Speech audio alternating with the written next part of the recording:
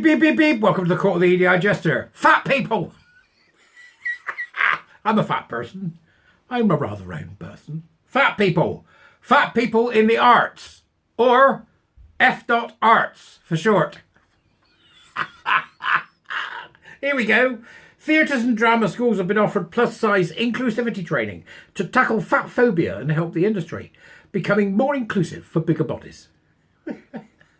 Ruth Anna Phillips, a plus-size director who runs a workshop to address anti-fat bias, told the Stage earlier this month that one drama school had already agreed to provide the size inclusion training for its staff. Size inclusion? Listen, I'm a fat bloke, right? And I pay the price for being a fat bloke. I do, right? Like most fat people, you pay a price because you're a porker, right? So I pay the price. And that price is generally, I can't eat what I want anymore.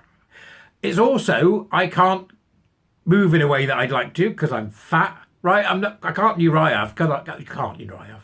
I look like a penguin dancing on stage. Can't do it in Uriah. No chance. Too fat, right? If you're fat, it's pies. Now, in some cases, you know as well as I do, there are problems with various bits and bobs that you can't get working. But that doesn't mean to say that you accept fat people generally. It's like I'm 125 stone. Am I fat? Yeah, you're bloody fat. You're a dirigible.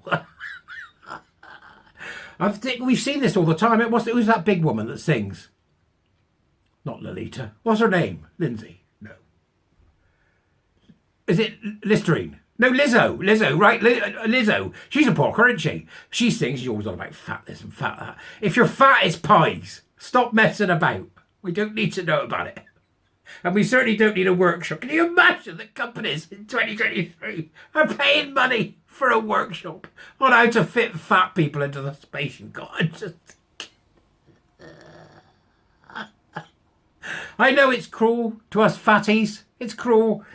But I don't want this stuff treated this way because you see what they did was trans is a problem, obviously, because it's all about the boop, not quite right. Yep. So what they're doing now is, well, if we're gonna destigmatise that, let's destigmatise the roly-polies, which is what they're attempting to do. As a fat man, I can tell you now, don't do it.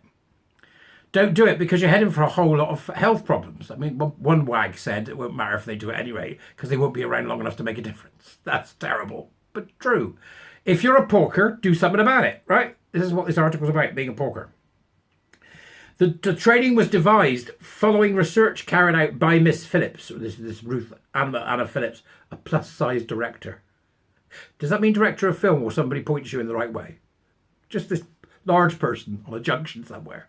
Where are you going? Primark, over there. Over there.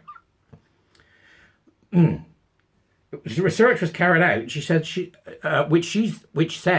she said showed that 9 out of 10 respondents felt teachers and facilitators should have training on size inclusion. Is that she asked her mates in the pub? Miss Phillips is co-founder of Inclusion Collective, an organisation that provides training in creative well-being, body positivity and inclusive movement. Inclusive movement. Her website contains resources on fat activism, advocacy for the dignity and rights of fat people, combating discrimination, and the body consciousness scale, among other materials. Phillips said she has been able to solidify and archive her work thanks to Arts Council England Developing Your Creative Practice grant, funded by the National Lottery. How much money have we given this LARPing woman? The records of the Funding Council, the Art Council, shows that she was awarded £10,479 last year, which she used to develop her project, Body Acceptance and Inclusion. Pies. She spent it on pies. How much you got? 10.5 grand. Hang on, I'll get the calculator. How many pies? How many pies? 7,500 good ones. What about Prime Minister? Maybe 4,000? Which ones do you want? Lamb and mint.